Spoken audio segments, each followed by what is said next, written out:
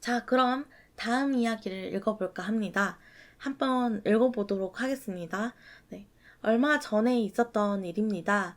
저는 주택가에서 살고 있는데 옆집에서는 개를 키우고 있었어요. 그 집 사람들과는 적당히 인사만 하고 지내는 사이였습니다. 요즘 이웃들 간에 대화도 인사도 없다고는 하지만 저희는 아무래도 이 동네에서 오래 살다 보니 다들 얼굴을 맞대고 산지 오래되어 서로 간 인사와 간단한 대화 정도는 하는 사이였죠. 그 집에서 몇 달 전쯤 개를 한 마리 데리고 와서 키우기 시작했는데 그때부터 좋지도 나쁘지도 않았던 그 집에 대한 이미지가 저에게는 매우 나쁜 사람들로 인식이 되었습니다. 그 집은 개를 마당에서 키웠는데 매번 밥을 굶기는 건지 밥그릇은 항상 비어 있고 개는 항상 기운도 없이 널브러져 있었습니다. 처음 왔을 때 일주일 정도는 마당에서 같이 놀기도 하고 산책도 하는 것 같더니 그 뒤로는 방치를 한다고 해야 되나?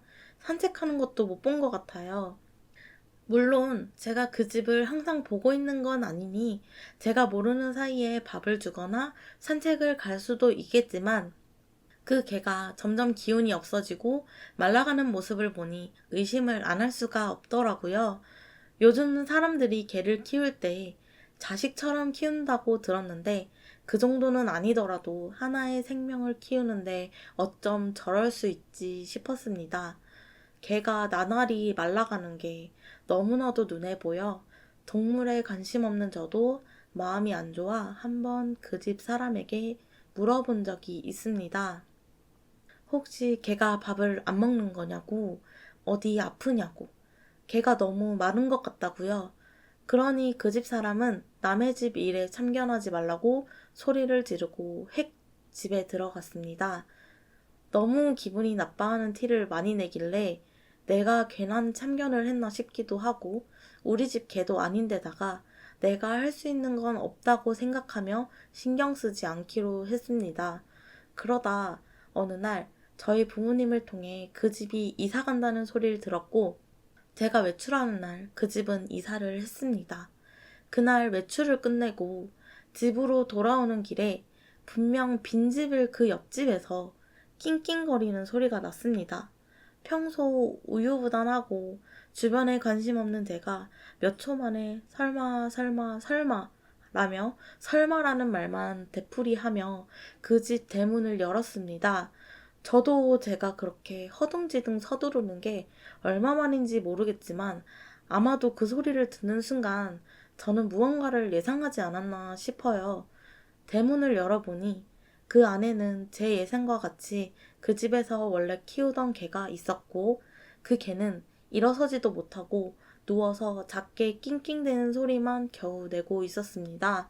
저는 그때가 늦은 시간이기도 했고 개를 키워본 적이 없다 보니 주변에 동물병원이 있는지 없는지 있다고 해도 몇 시까지인지 어디에 있는지도 모르기에 일단은 집으로 데리고 갔고 부모님께 그 개를 보여주자마자 부모님도 그 개가 옆집 개라는 것을 바로 알아보셨습니다.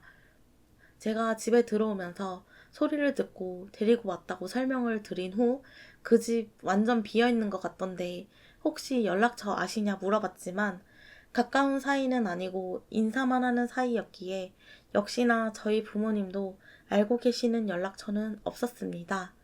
일단 집에 당연하게도 개가 먹을 만한 건 없다 보니 물을 먼저 주었는데 물을 허겁지겁 먹더라고요. 급하게 집 앞 편의점에 가서 개가 먹을 만한 것들을 사와 먹였고 동물병원을 검색하기 시작했습니다.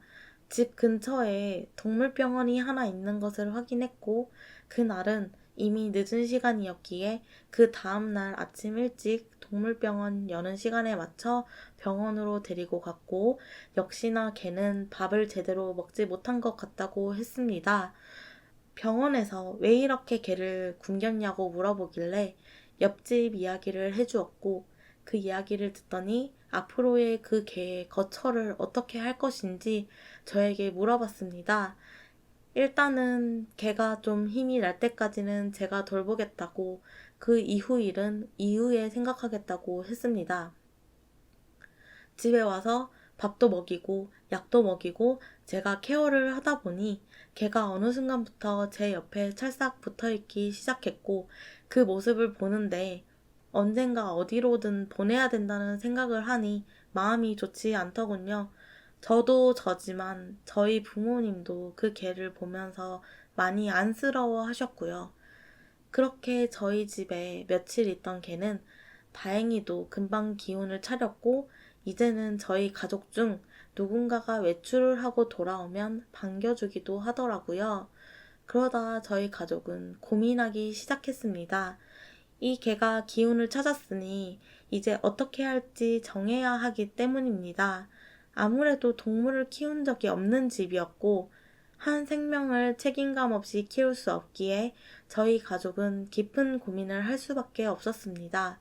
서로 이런저런 이야기를 하다가 아버지가 먼저 나는 이제 저놈 없이는 못 살 것 같다 말씀을 하시고 어머니 또한 아무리 좋은 곳에 보낸다고 하더라도 눈에 밟히고 계속 생각날 것 같다고 하시면서 그 개는 저희 집의 막내가 되었습니다. 저도 그 개를 보호센터나 입양을 보냈다면 마음이 안 좋을 것 같았기에 가족들이 모두 먼저 같이 살고 싶다고 말해주어 정말 다행이라고 생각했습니다. 그렇게 그 개를 저희의 막내로 받아들이고 개들은 음식으로 이름을 지어주면 잘 산다는 말을 어디서 주워 들은 적이 있어 앞으로 달달한 생활을 하라는 의미로 사탕이로 지었습니다. 친구들은 사탕이가 뭐냐며 웃었지만 저는 마음에 들었습니다. 제가 지었거든요. 부모님은 내심 다른 이름으로 하시길 바라는 것 같았지만 제가 데리고 온 것이기에 제 의견을 존중해 주셨습니다.